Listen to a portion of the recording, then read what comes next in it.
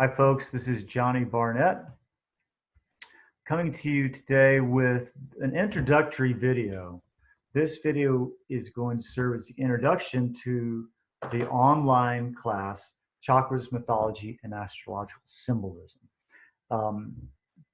This is the groundwork. We're not going to talk about chakras or planets or mythology right here and now, but we're going to sort of set the tone for when you do tune in for the online class.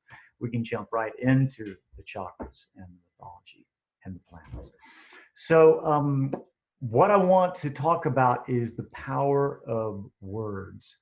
If you're familiar with the 4 agreements, you might recall that be impeccable with your word is the first agreement. The reason being that words are powerful, words are magical, words are important, words carry weight. And the words that we choose and the words that we use have a certain energy behind them. Well, in the ancient world, words and the correspondence between words and the power of the words was more widely understood. In ancient Greek and ancient Hebrew, they practiced a thing called gematria, where there was a number associated with every letter, so that by knowing the numerical value, the number had a meaning that coincided with the meaning of the word. And the thing is, that was done intentionally in order to bolster or to amplify the power of the spoken word. So we're going to take a look now at English, because as it turns out, English is the last language that has been created on this planet by us humans. English, modern English, was sort of amalgamated from German and French and Spanish, Old English, which existed in a slightly different form before all these other people invaded England and brought their languages. So English was really sort of tied together 400 to 500 years ago. Modern English was, that is. And as it turns out, the English alphabet was the first alphabet with 26 letters. And there's an actual point and a purpose behind that, and I'm about to show you. Got some cool graphics here coming up. So yeah, words. So let's jump into some graphics here so you can see what I'm talking about. And if you know your math and your geometry, you know that pi is how we measure the circumference of a circle. You multiply a circle's diameter by pi, which is actually 3.1415, blah, blah, blah, on and on and on. It's a number that does not ever resolve. It's kind of one of those mystical, magical numbers. Well, it turns out that pi is actually encoded in the English alphabet. If you look here at this graphic, you see I've got the alphabet up there. I've numbered the letters 1 through 26. And you can see I'm bending around here at the M and the N just because there's not enough room to go across the screen and fit the whole alphabet in. So I put them bending around like that, because as it turns out, the point of pi is the same point in the middle of our alphabet, right there between the M and the N, the 13th letter and the 14th letter. Remember how I said pi is 3.1415. It even continues on to the O. So that might seem kind of interesting and kind of coincidental, but as it turns out, there's even more special stuff going on with our alphabet. If you have heard of phi, you might know that the phi ratio is also called the golden ratio or the golden proportion. And this is a number that is also infinite. It's 1.618 on and on and on. It never ever resolves. And this is the way our body is built in all of nature. So here's an example. If you measure the distance from the tip of your finger to the first knuckle, and you multiply it by phi, which is 1.618, you will get the distance from that knuckle to that knuckle. And then if you multiply that distance by phi, you get the whole length from the tip of that knuckle, the tip of that finger to that knuckle. See, there's only one place from here to there that you can make that happen, and it's right here where your other knuckle is located. Another example is your belly button. If you measure from the top of your head, let's do this backwards for those math people interested, but if you measure from the top of your head to the bottom of your feet, and you divide that number by phi, you wind up at your belly button. There's only one place on the whole length of your body that you can take this section and multiply it by phi and get that section, and then take that section, multiply by phi, and get your entire height. So it's a very unique, special number, phi. You can also see it reflected in the artwork of Renaissance painters like Leonardo da Vinci. You'll see the divine proportion is represented in the Vitruvian Man here. And again, I pointed out that it was from your fingertip and to your next knuckle, but it's also your whole hand to your forearm. You can see some of these dimensions drawn out here. There's the belly button and whatnot. But yeah, almost every part of our body is built upon this pattern, as well as other objects in nature as well. As it turns out, the Great Pyramid in Giza also encodes both pi and phi in its dimensions. And I don't know if you're starting to see a pattern here, but I'm going to show you that pattern pretty soon here. So going back to our alphabet, we're going to look for phi now. And phi, what I did was I took the digits of the alphabet. So if we take a 1, that's one digit, but 26 is two digits, a 2 and a 6, a 2 and a 5. So when I added up all of these digits, I came up with a total of 43.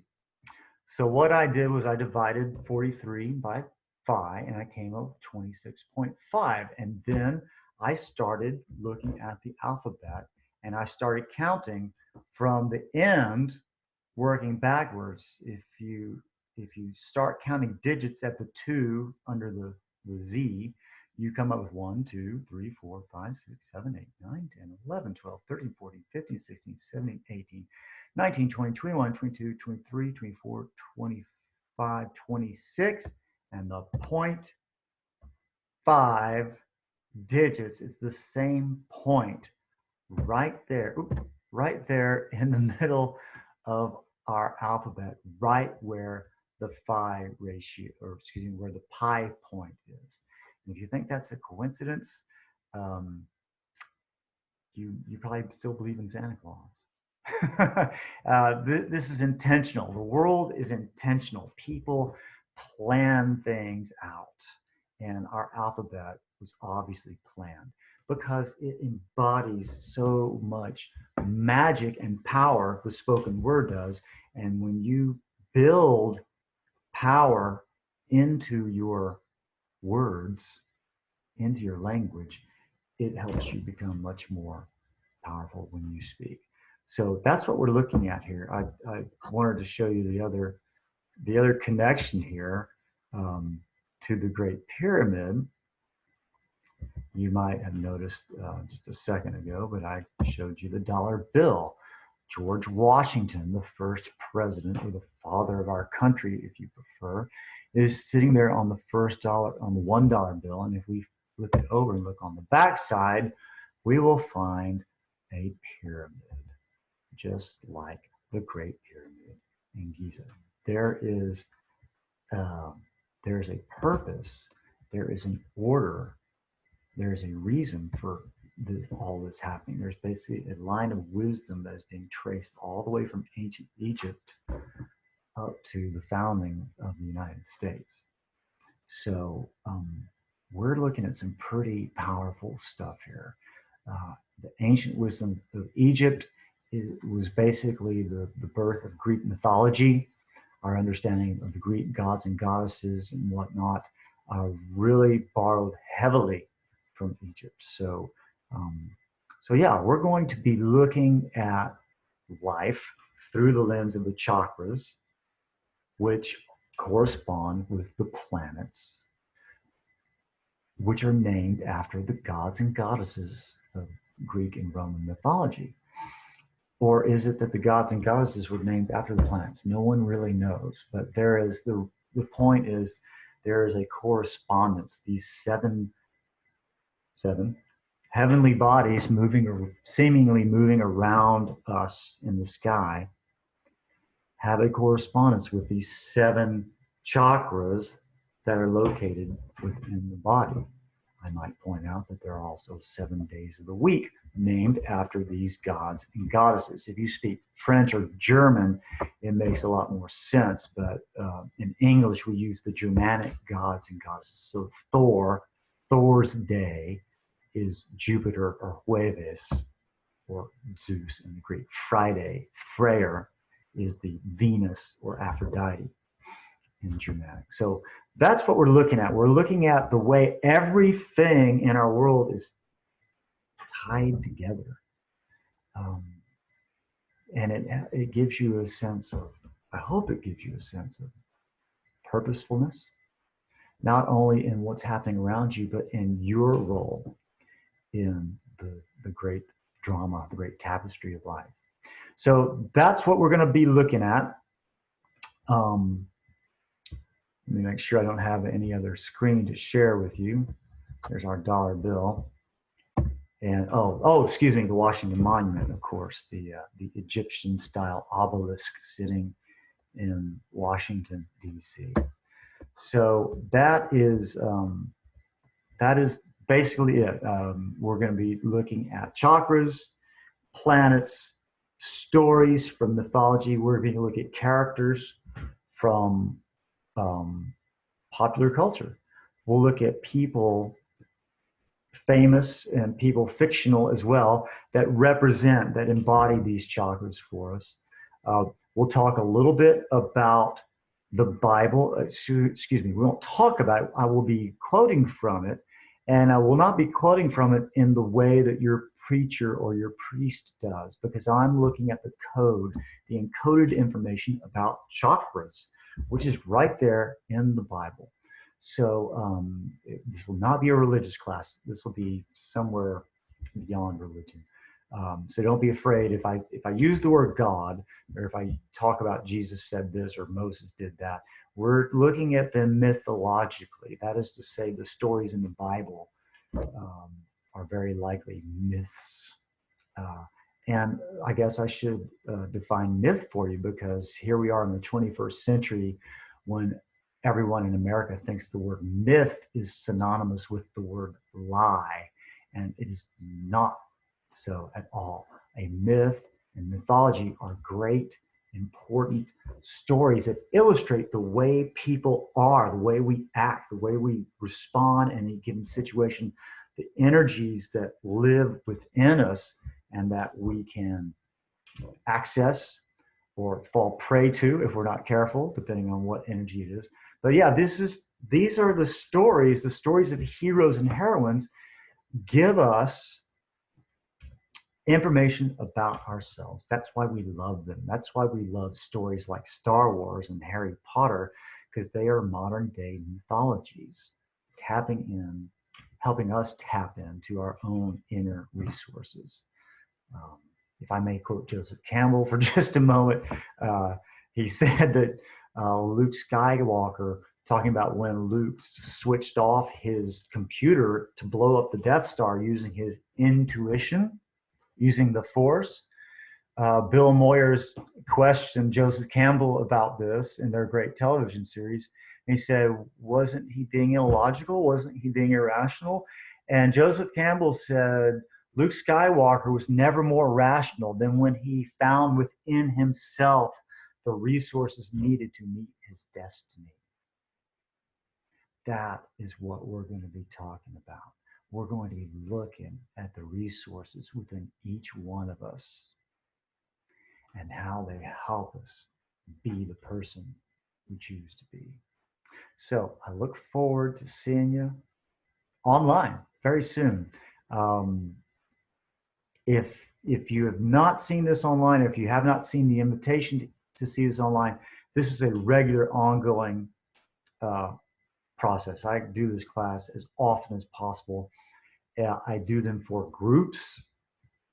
So if you have a group that wants to have a group share or a group watch, you can contact me. I'm going to put my contact info there in just a moment. Contact me and we will schedule a time for your people. And your people could all sit together in a room and watch together, which would be great. But of course, you can all do it from the comfort of your own beds, living rooms. So whatever works best for you. But yeah, contact me, info@chakrology, and I'll flash that up there in just a second. And I think that's it. Questions, comments, of course, anytime. I love questions and comments. And look forward to seeing you online. Here is that graphic, contact information. I do post just about everything on my Facebook page. I post very little on the website, but you can go there if you like. But definitely everything will get on Facebook no matter what. I think that's about it. So say hi. Let me know if you're interested in a class for you and or your group. You can be looking for my stuff coming up on Facebook. And thank you for tuning in, and see you online.